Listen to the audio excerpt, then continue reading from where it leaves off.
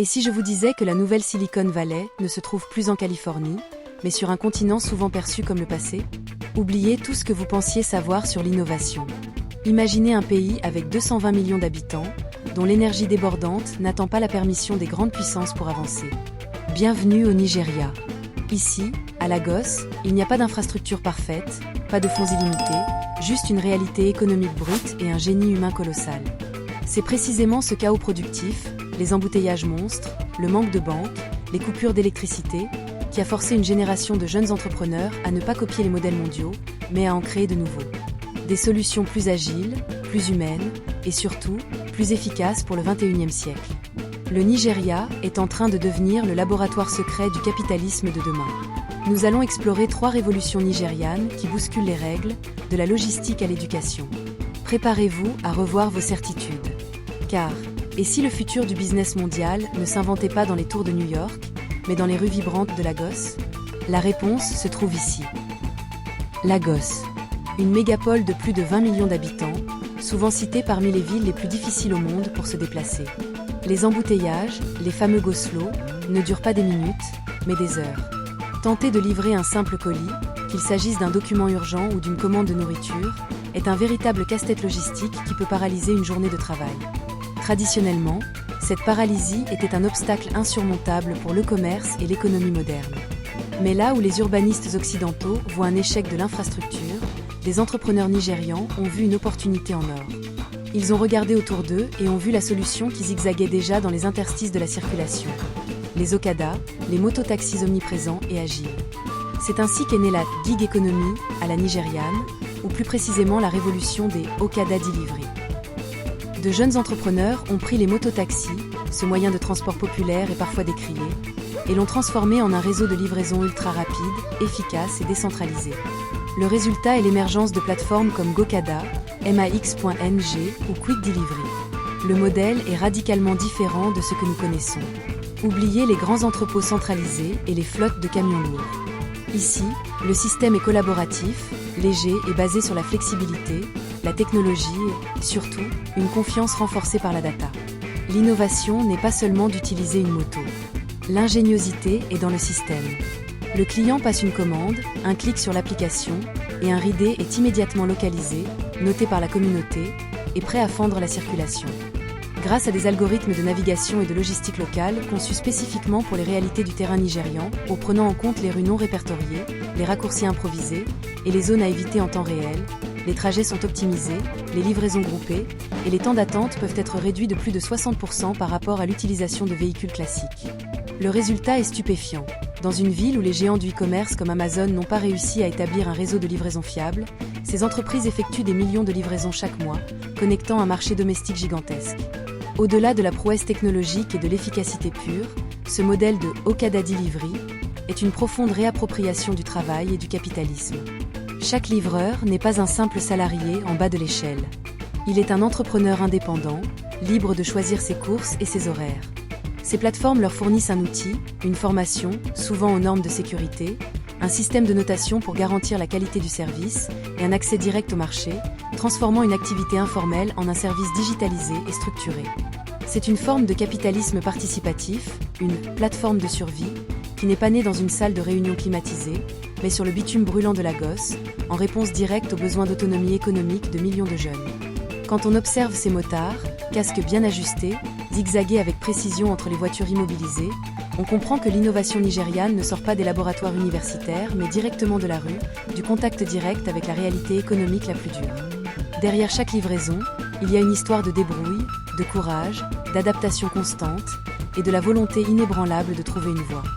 Ces jeunes n'ont pas seulement trouvé un moyen de gagner leur vie, ils ont inventé un nouveau langage économique pour la logistique urbaine dans les mégapoles du Sud.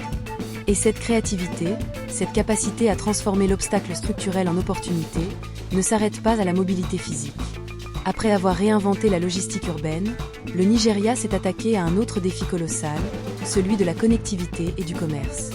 Et cette fois, ce ne sont plus des moteurs qui rugissent, mais des serveurs qui bourdonnent. Ce n'est plus la rue qui vibre, mais tout un continent qui se connecte. Bienvenue dans le monde des super APPS africaines. Si l'Occident a longtemps suivi une logique de la spécialisation numérique, une application pour la messagerie, une autre pour la banque, une troisième pour le shopping et une quatrième pour la livraison de repas, le Nigeria a fait le choix inverse, l'intégration par la simplicité. Cette philosophie a donné naissance au concept des super apps africaines, un modèle incarné par le géant le plus connu du continent, Jumia. Jumia, souvent surnommé l'Amazon africain, est en réalité bien plus que cela. C'est une plateforme unifiée qui regroupe le e-commerce, la livraison de nourriture, la réservation d'hôtels et de vols, des services financiers via JumiaPay, et même, dans certaines versions, du streaming ou des petites annonces. Pourquoi cette convergence ? Car l'écosystème numérique africain, encore en pleine maturation, ne supporte pas l'éparpillement. Les utilisateurs, souvent limités par des plans de données coûteux et des téléphones à faible capacité de stockage, privilégient l'efficacité d'une seule application pour gérer la quasi-totalité de leur vie digitale. La Super App devient le portail unique d'entrée dans l'économie numérique.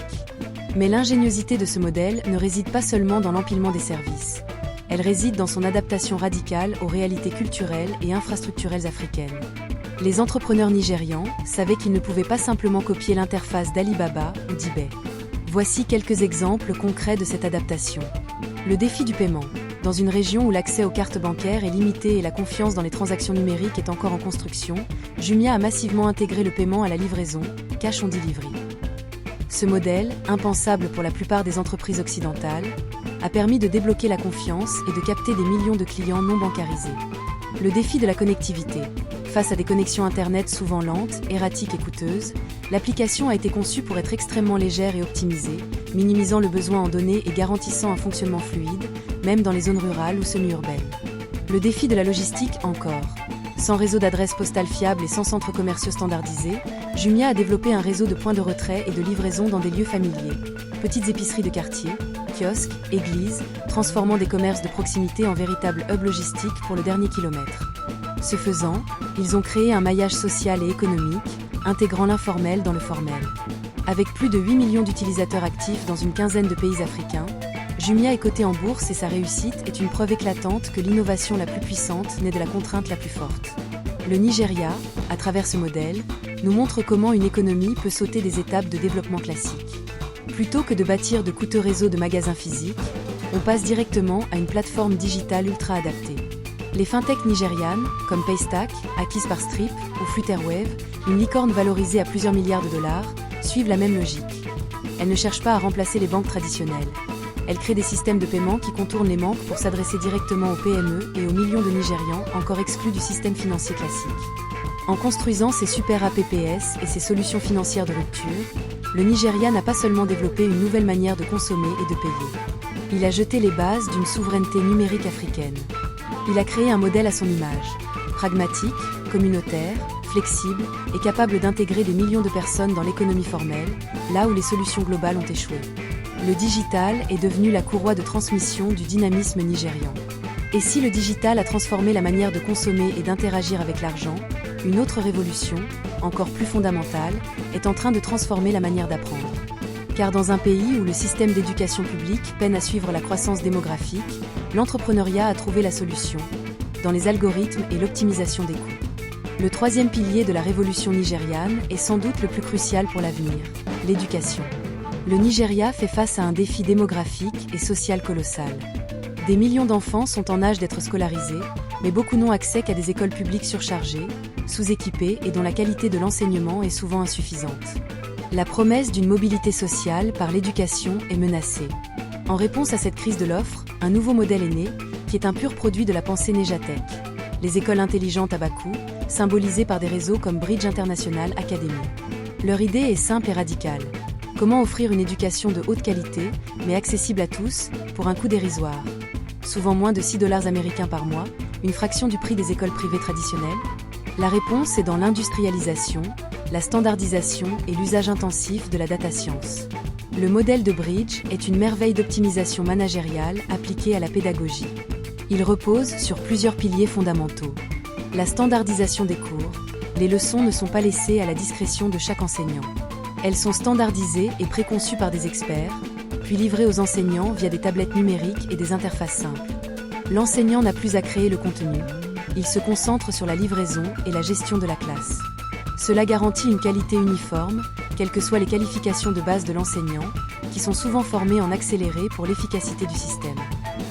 L'efficacité par la donnée, data-driven pédagogie, c'est ici que l'innovation est la plus profonde. Les progrès des élèves sont suivis en temps réel. La tablette de l'enseignant devient un outil de collecte de données constant. Les scores au test, la participation, le temps passé sur chaque leçon, tout est analysé par un système central. Si un concept est mal compris par un groupe d'élèves, le système peut automatiquement suggérer à l'enseignant le lendemain de reprendre ce point ou de proposer une activité corrective ciblée. Le programme s'ajuste dynamiquement aux besoins réels des enfants. L'engagement des parents, le système prolonge l'école au-delà de ses murs. Les parents reçoivent des SMS réguliers sur les performances de leurs enfants, leurs absences et les prochains objectifs d'apprentissage. L'éducation n'est plus un événement isolé, mais un partenariat constant, transparent et mesurable. Les résultats sont souvent impressionnants. Des études indépendantes ont montré que les élèves des Bridge Academy, malgré le faible coût des frais de scolarité, apprennent en moyenne 2 à 3 fois plus vite que leurs homologues des écoles publiques traditionnelles, notamment en lecture et en mathématiques. Ce n'est pas seulement une réussite scolaire, c'est une victoire sur l'inégalité. Ce modèle garantit que l'éducation de qualité n'est pas réservée à une élite, mais devient accessible aux communautés qui en ont le plus besoin. Le Nigeria nous offre la preuve que la technologie n'est pas qu'un simple outil, elle est une force d'égalisation sociale. Face aux défis démographiques qui pourraient faire exploser le système éducatif, les entrepreneurs ont répondu par l'efficacité, l'optimisation des coûts et la puissance du numérique. Logistique, digital, éducation. Ces 3 piliers racontent la même histoire. Celle d'un pays qui, malgré des défis systémiques colossaux, corruption, infrastructures déficientes, insécurité, ne se résigne pas et ose repenser les règles fondamentales du capitalisme et des services sociaux. Le Nigeria est plus qu'un marché émerge. C'est un incubateur de solutions pour les problèmes du XXIe siècle. Il nous montre que l'innovation la plus pertinente ne naît pas du confort ou de l'abondance du capital, mais de la nécessité absolue. Dans un contexte où tout manque, l'électricité, les routes, les banques fiables, les Nigérians sont obligés d'inventer des solutions qui non seulement fonctionnent localement, mais inspirent déjà le monde entier, en particulier les pays en développement. Leur modèle n'est ni purement occidental, ni purement asiatique. Il est africain, profondément ancré dans la réalité du terrain, valorisant l'agilité, la communauté et le pragmatisme. La question n'est plus « qu'est-ce que le Nigeria va copier ?», mais « que pouvons-nous apprendre du Nigeria ?» Et si, finalement, le futur du business mondial, celui qui sera le plus agile, le plus inclusif et le plus résilient face au choc, était plus proche des rues animées de Lagos que des bureaux aseptisés de Londres ou de San Francisco. Le Nigeria ne se contente pas de suivre les tendances économiques, il les crée. C'est un pays où les rêves ne sont pas des idées abstraites, mais des plans d'action concrets. Un pays où chaque jeune, chaque start-up, chaque Okada Delivery porte une part du futur. Si cette histoire du Nigeria vous a inspiré, partagez cette vidéo à quelqu'un qui croit encore que l'innovation ne vient que des grandes puissances occidentales. Le futur s'écrit partout, et surtout ici. Et vous, selon vous, quelle est l'innovation africaine, qu'elle soit nigériane ou d'un autre pays du continent, qui changera le monde dans les 10 prochaines années? Laissez votre avis en commentaire, j'ai hâte de vous lire. Si vous aimez découvrir des pays à travers leurs idées, leurs innovations et leurs rêves, abonnez-vous dès maintenant à Globe Explorateur. Parce qu'ici, on explore le monde autrement.